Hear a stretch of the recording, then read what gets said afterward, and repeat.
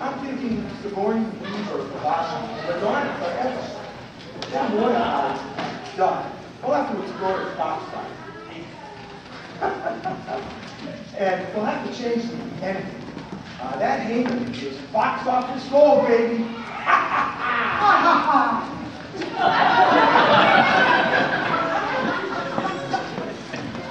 I can't let Hamel give such a sacred story the Hollywood treatment.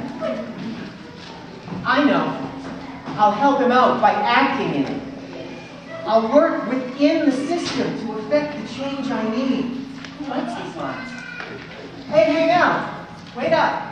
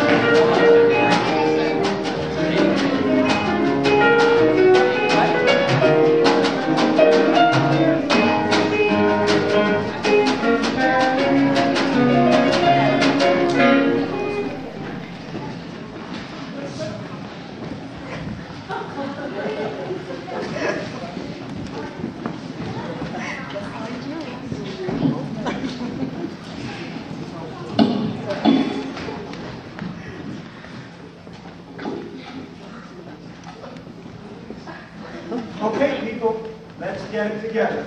We're going to start rehearsing some of the key scenes. In this first scene, Esther is competing for the king's affection and hopes that she will be chosen to be his new queen. Places, everyone. And action.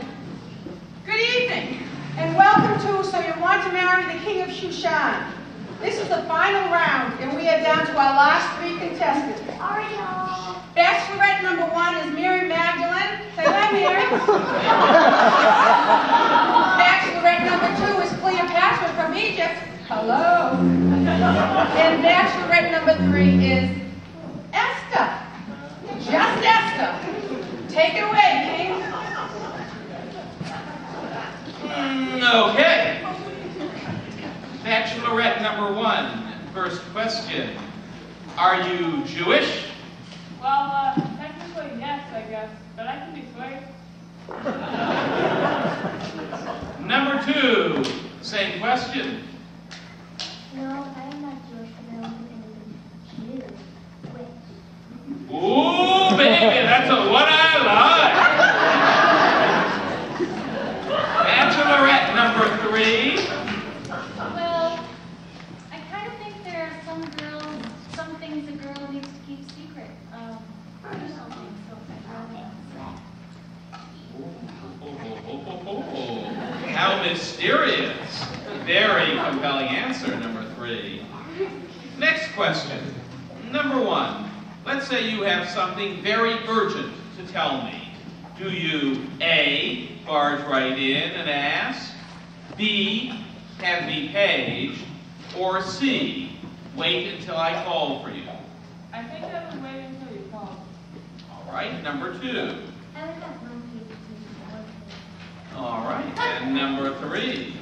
Well, if it were truly urgent, I think I'd feel like I'd have to barge right in and hope that I found favor with you and be forgiven. And I may well find favor with you, my impulsive one. All right, last question. I love triangle-shaped pastries. If you were my favorite filling, what would you be? Oh, gee, I don't know. Yeah. Number 2, can you think of anything sweeter? Triangles remind me of things. When you mix together some apples and some wine, it looks like a bonfire.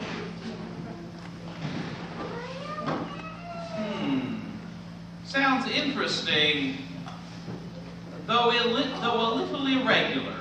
Number 3. Well, if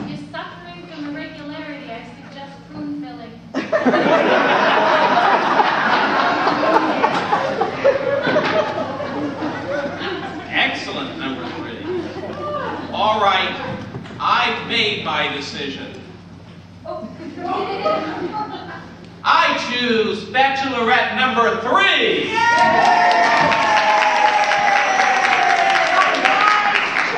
Your Majesty, you have chosen. Enough already. It's such a shit about. Wait a minute. You have chosen Esther as your new bride and queen. And now I have. You want to put it on? And now I have just a couple of announcements. Are you through yet? Oh, King, your subjects thank you for leading us in, well, just for leading us.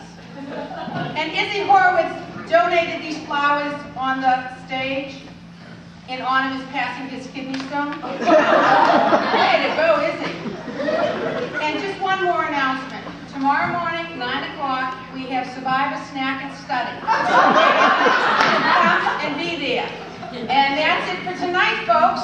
Let's say goodnight the regular way, right?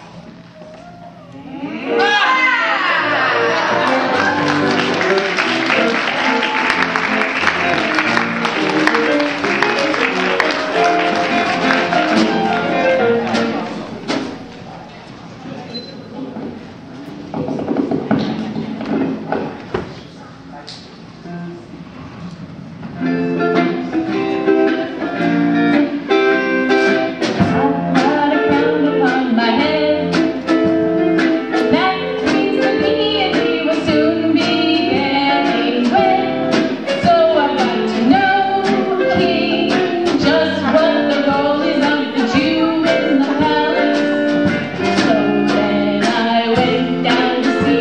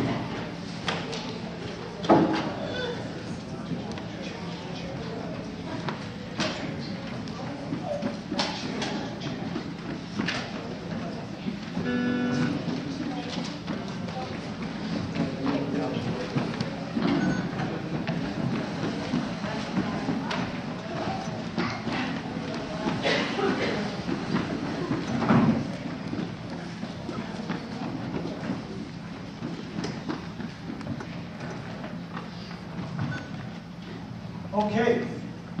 Now in this scene, Mordecai is walking around in a daze. He's just learned that the Jews are doomed. And to make matters worse, his brand new shoes got dirty. Maybe they were splashed with mud from a passing chariot.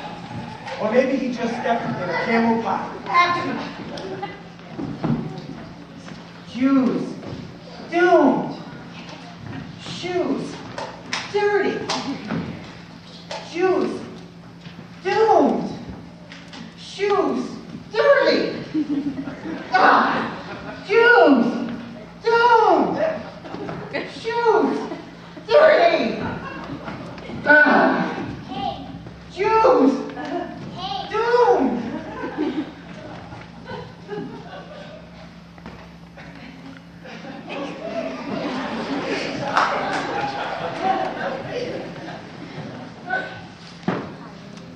hey. What's wrong with him? I'm not sure, but it looks like he needs some compassionate, empathetic, but poorly compensated help.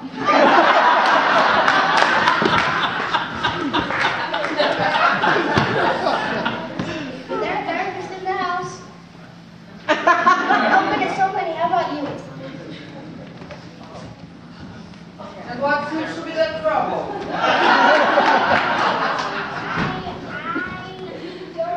don't know, but this guy seems out of sorts.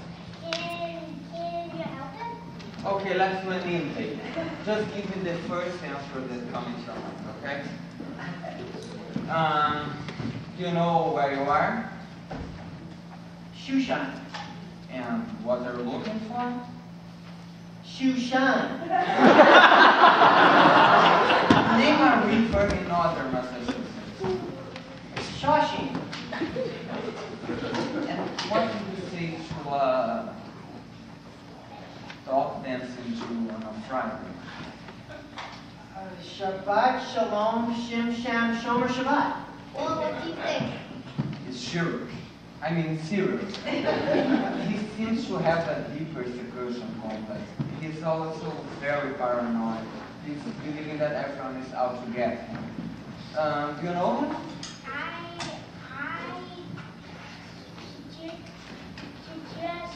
just know he's Jewish. Oh well, that explains it.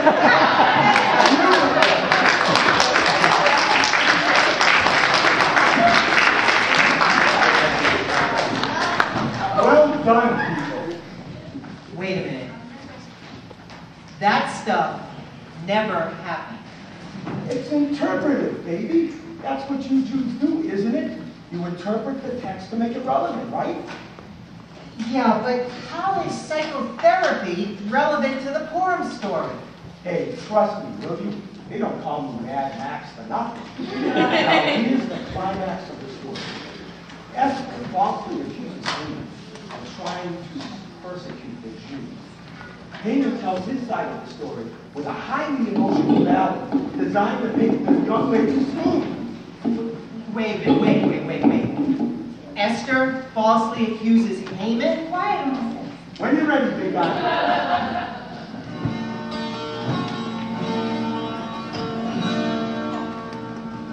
It's not my way to murder entire people. It's not my way to just destroy the Jewish race.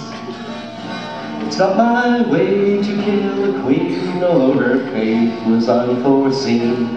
I'm not an evil, heartless villain, I'm not mean. Please stop telling all these lies about me, Esther. What did I do to you to make you so unkind? I never cared for Mordecai, I never said he had to die. You misunderstood this innocent old guy.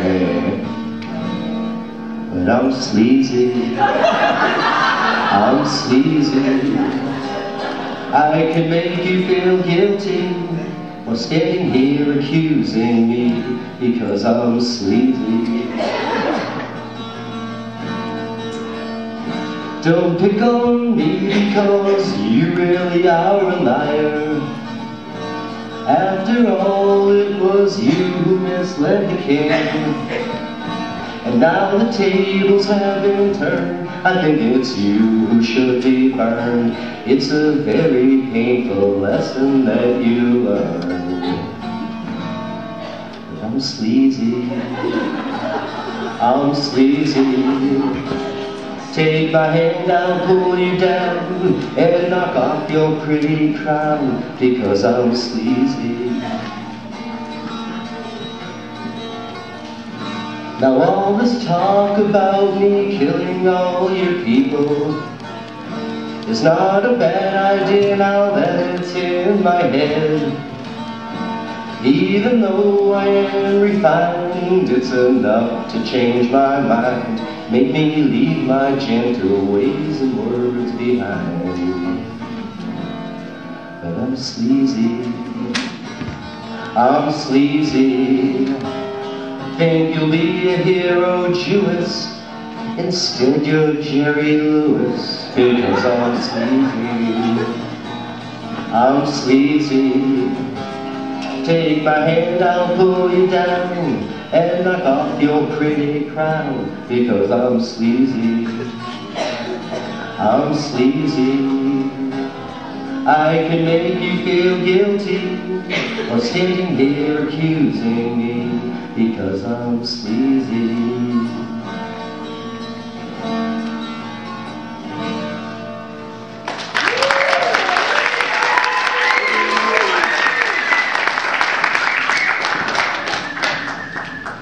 That's it. I can't stand it. I can't take it anymore.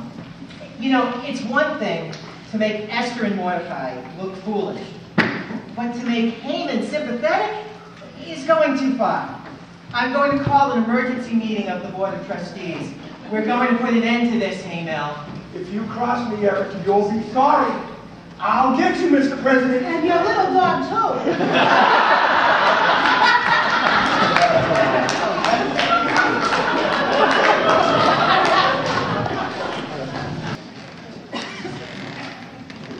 Ira, do you know what this meeting's about? Well, I'd say it's 50-50 that it's about the 75th 50th celebration. If so, it's an 80-20 proposition, and we should scrap the idea of going the whole 9 yards and just pick up some balloons at the 5%. No, we should do whatever was done at the 50th, 25th celebration, and then we can repeat it at the 175th celebration. It's all settled. We're going to have a big party tomorrow. This meeting is not about 7550 or even the 350th. It's about something far more urgent. Hamel Gibson is making a mockery out of the Purim story, and we must stop him. Well, I'm not in favor of censorship. I'm afraid it's not an issue of censorship. It's about the very survival of our people. What do you mean? Rabbi Tom is right. Hamel means to make a film about Purim in which Esther is the villain, Mordecai is a doddering old fool, and Haman is a sympathetic heartthrob. When people see this film, they'll think it's the truth and act anti-Semitically. So what do we do? That is indeed the question.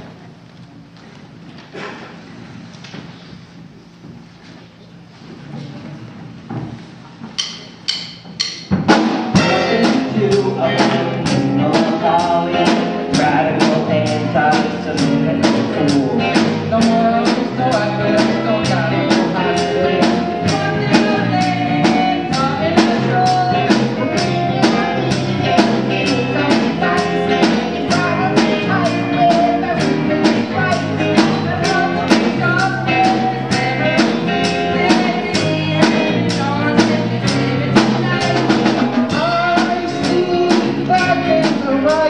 A terrible film that would go #1. Beaver and Rover, cheerfully holding a stand.com. Beaver and Rover, would they come down? Beaver and Rover, would they come down?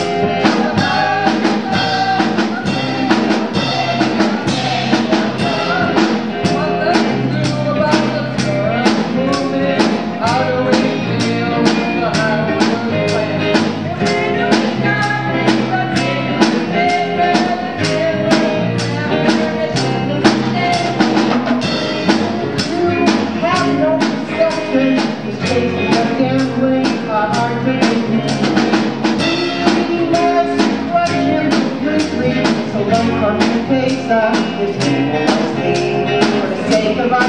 but this ain't my way. So I come to pay side, this ain't my way.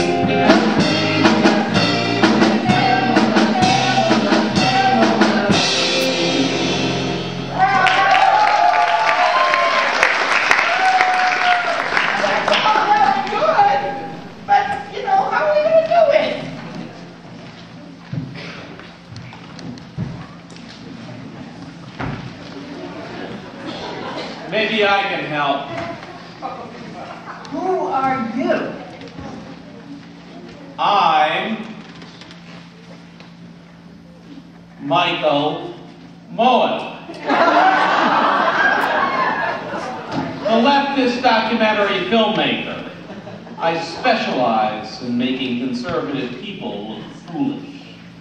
Well, you don't look so spiffy yourself. Don't worry about that. Just give me unfettered access to Gibson and I'll film him in compromising positions. I guarantee you when I'm done with him, he'll never bother you again. And just what do you want in return for that? Well, just permission to film my next documentary here at TGI. I'm thinking of calling it Fahrenheit 7550. Thanks, but no thanks. I have a plan. Look it up.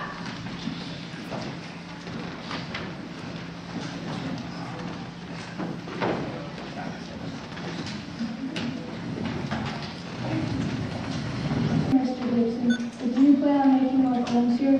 Because if you do, you need to consider how this affects the long-term mission of the temple. Who are you? I represent a teacher. I'm in charge of long-time plans. Don't you mean long term? Well, all I know is that we're coming off to a long-time plan. So what are your plans for sequels and new films? Are there any merchandise plans you can take advantage of? Well, I hadn't thought about it. I assumed this would be a one-shot deal. On the other hand, if my nefarious plan doesn't work, I may need to try something else. Maybe a remake of the Ten Commandments. Never did like the original ending. Nah, too many special effects. I prefer to make simpler films with only a couple hundred buckets of blood. No, this is it. I have no further plans to make films here. Well, anyway, you'll have to stop production. Why? Because the city back in the